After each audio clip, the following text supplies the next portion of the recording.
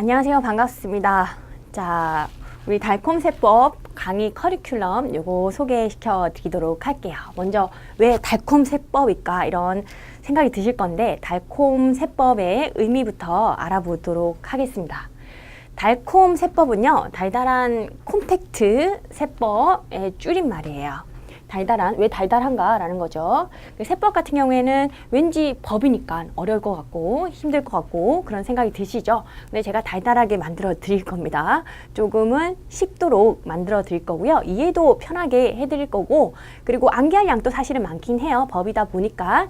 근데 달달 암기하는 것도 사실 많이 힘들잖아요. 그래서 제가 암기할 때 암기 팁 같은 경우에도 다 드릴 거기 때문에 암기도 되게 수월하게 할 수 있게 만들어 드릴 겁니다. 그래서 조금 어렵진 않을 거다, 힘들진 않을 거다, 달달할 거다, 그런 의미에서 달달한 콤팩트 세법이라고 이름을 지었어요. 그리고 콤팩트하게 제가 압축 요약을 해서 세법 양이 엄청나게 방대하지만 그게 좀 힘든 점이긴 한데, 그 방대한 양의 세법 중에서 시험에 나오는 것만 잘 찝어서 또 요약 강의를 할 거니까 여러분들이 잘만 따라와 주시면 점수 측면에서 좋은 점수를 얻으실 수 있을 거라고 확신합니다. 자, 그리고 저의 세법 강의의 특징 알려드리죠. 암기는 쉽게, 이해는 편하게, 암기는 쉽게, 이해는 편하게, 이렇게 해드릴 거예요. 암기를 쉽게 한다는 것이 사실은 뭐 암기는 내가 하는 거고 네가 하는 거 아니지 않냐, 그렇게 말씀하실 수도 있겠지만 제가 앞자를 좀 많이 따드려요. 앞자 같은 경우에 뭐 북한 병장도 있고요. 좀 웃긴 거 많아요. 가구 할매, 가구 할배 뭐 이런 것도 있고요. 좀 웃긴 것들이 많은데 그런 앞자를 따드리는 이유가 사실은 세법 같은 경우에 양도 많고 암기할 양도 장난이 아니긴 한데 그거를 다 일일이 여러분들이 암기를 하게 되면 힘들잖아요. 그래서 앞자를 따서 중요한 부분들, 시험에 나올 만한 필수적인 부분들은 암기를 수월하게 할 수 있도록 만들어 드릴 겁니다. 두 문자, 앞글자를 따서 여러분들이 암기하기 쉽게 그렇게 만들어 드릴 거니까 기대하셔도 좋고요. 그리고 이해는 편하게. 이해는 편하게. 세법 같은 경우에 이해가 어렵지는 않아요. 법이라고 해서 그렇게 어렵게 생각하실 필요는 없고요. 내용 자체는 쉽고 이해하기도 좋은데 다만 문제를 풀 때는 암기가 어느 정도 필요하다 보니까 이걸 다 외워서 풀기에는 좀 버겁죠. 그런 게 부담스러워서 어려울 수가 있는데 실제 이해하는 거는 그렇게 어렵지 않을 겁니다. 그리고 제가 또 편하게 이해시켜 드릴 거니까 걱정하지 않으셔도 된다는 거죠. 그래서 이게 우리의 목표이기도 하고 우리의 모토이기도 하고, 암기는 쉽게 그리고 이해는 편하게, 그렇게 강의가 진행이 된다라고 보시면 됩니다. 자, 이제 공무원 세법 출제 경향에 대해서 먼저 알려드리고요. 그 다음에 커리큘럼 어떻게 진행할 건지 그거 알려드리도록 하겠습니다. 자, 출제 경향이에요. 우리 세법 같은 경우에 공무원 세법은 좀 범위가 방대하긴 해요. 부가가치 세법이라는 것도 있고 법인세법, 소득세법, 국세기본법, 국세징수법, 상징세법, 다양한 세목이 출제가 되고 있긴 합니다. 출제하는 비중 보면요. 총 20문제가 출제가 되는데 그 20문제 중에서 부가가치세법이 차지하는 비중이 3, 4문제 정도 골고루 나오고 있죠. 법인세법 같은 경우에 얘가 양이 좀 많아요. 그래서 4, 5문제. 얘가 양이 많다 보니까 출제 비중도 좀 높은 거고요.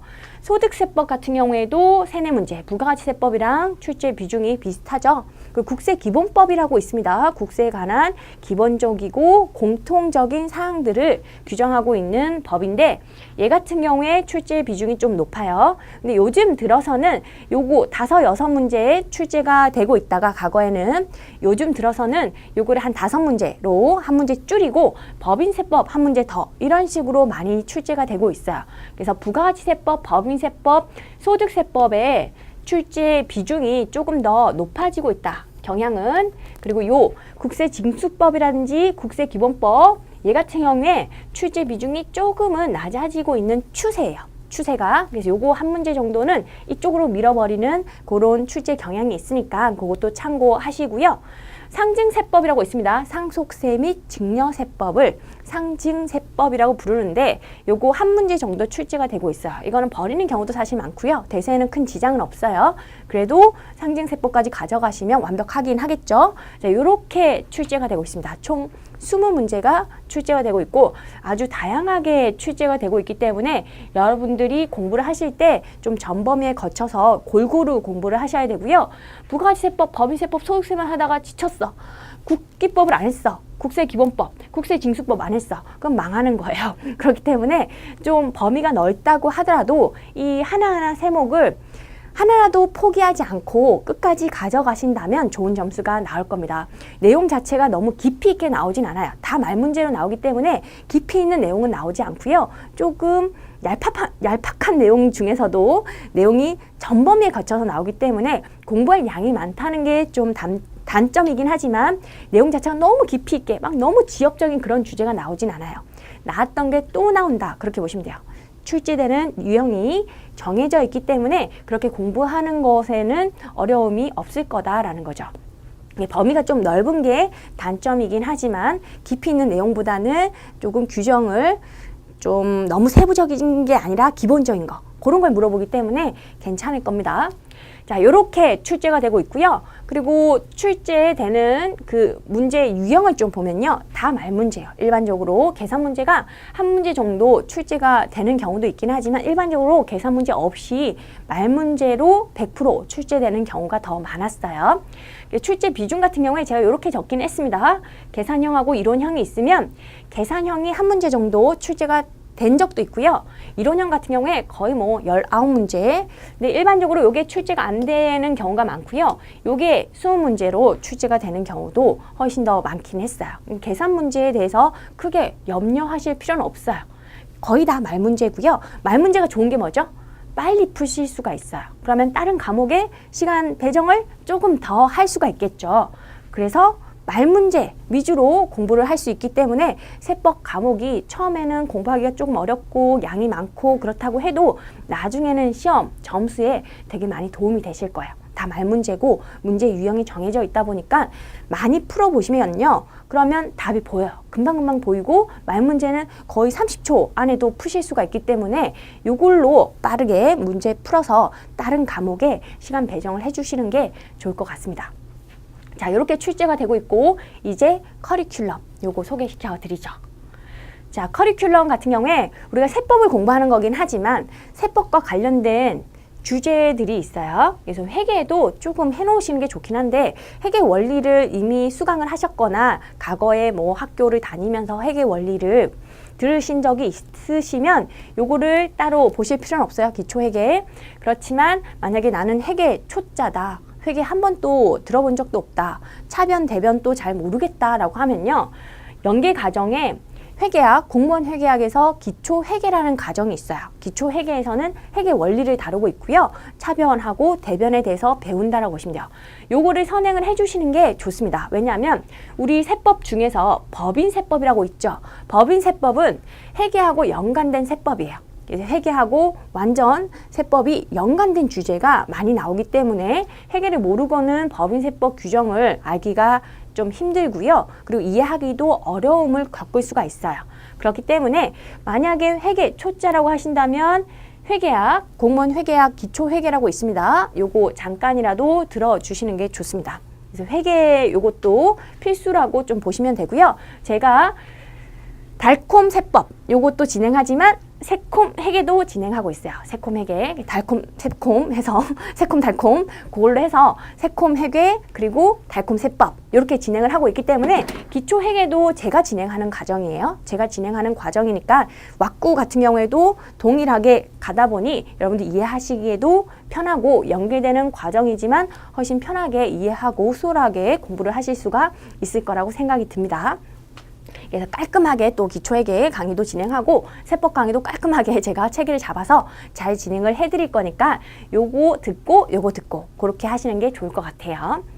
기초회계 회계 원리고요. 요거 듣고 나서는 기본 세법이라고 해서 기본 세법은 기본적인 내용들을 좀 빠르게 컴팩트하게 진행을 하는 과정이라고 보시면 되고요.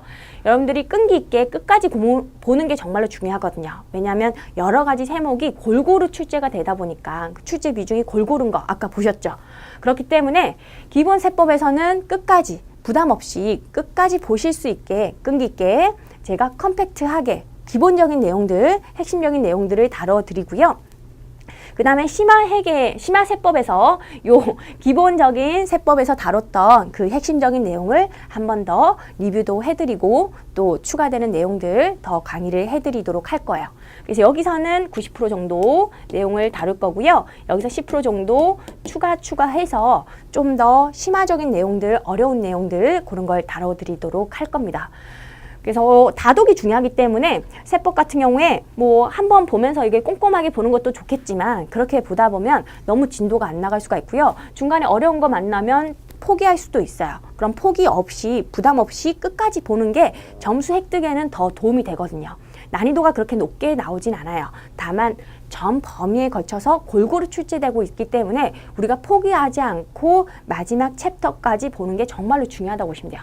여러분들이 마지막 챕터까지 끝까지 볼 수 있게 그렇게 강의를 진행하기 위해서 제가 10% 너무 어려운 거는 발라내고요. 90% 핵심적인 거, 기본적인 거, 베이스 점수를 맞출 수 있게 해주는 내용들을 먼저 기본 세법에서 다룰 거고요. 그 다음에 좀 더 점수를 올릴 수 있는 심화적인 내용들을 심화세법에서 다루는 겁니다. 그리고 심화세법에서는 제가 기본 강의에서 했던 그 핵심적인 내용들을 한 번 더 리뷰를 할 거예요. 그리고 추가도 조금 더 해드리는 거죠. 이게 기본적인 내용들을 잘 갖고 가셔야지만 베이스 점수를 맞출 수가 있어요. 베이스 점수는 기본적인 내용들에서 다 맞추셔야 되고요. 그 다음에 추가를 하시는 게 좋습니다. 그래야지만 공부가 효율적으로 될 수가 있어요. 봤던 거 한 번 더 보는 게 훨씬 더 공부에 있어서는 효율적이에요. 계속 새로운 거 보면요. 앞에 공부했던 거 다 까먹어요. 세법이 양이 많기 때문에 앞에 거 공부했던 것도 누적 복습을 통해서 계속적으로 갖고 가셔야 되거든요. 시험장 가서는 여러분들이 모든 전범위 내용을 다뤄야 되기 때문에 앞에 거 공부했던 거 다 까먹고 뒤에 것만 기억나고 그러면 점수 획득에 전혀 도움이 안 되겠죠. 전체 내용을 한 번 더 리뷰하는 게 그래서 중요한 거예요. 이런 식으로 커리큘럼 짜져 있다는 거 알고 가시면 될 것 같고요. 자, 전체적인 커리큘럼 구조를 보여드릴게요.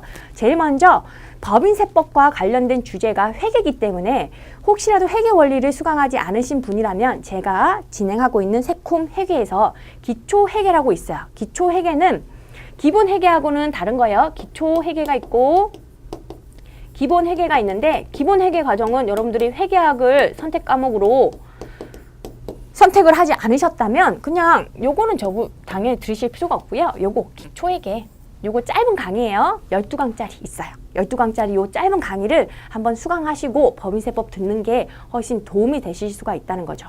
그리고 기왕이면 회계하고 세법이 좀 연계가 되어 있기 때문에 세법을 선택하셨다면 회계를 선택 과목으로 갖고 가시는 것도 좋긴 합니다. 근데 혹시라도 부담되신다고 한다면 세법을 선택하시고 회계 같은 경우에는 기초 회계만 약간 수강하시고 기본 회계까지는 굳이 하실 필요가 없어요. 다른 선택 과목이라고 하신다면.